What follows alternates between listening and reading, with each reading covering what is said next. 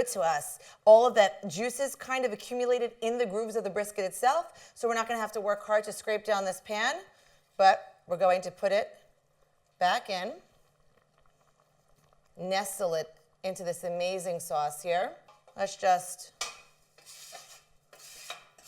make sure you don't lose any of the juices, and our bouquet garni. And now, I know you're so excited, we are ready to braise. So on goes the lid.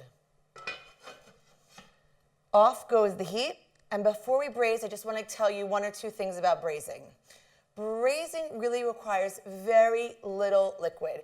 If you want to talk to some braising purists, you might find that they say no more than 1/3 of the amount of liquid up the side of the meat or the protein that you're braising. Some may say half, some may say 2/3.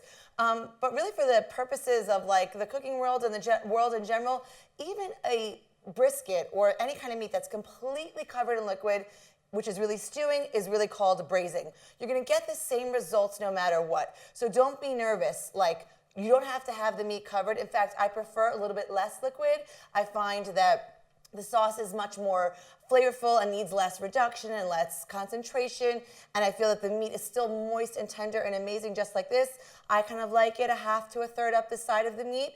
But again, don't worry, it doesn't need to cover all of the meat. And if you do something that covers the whole meat, it just means that in order to get that fabulous flavorful sauce, you're gonna have to spend a little bit more time reducing it on the other end of the cook time.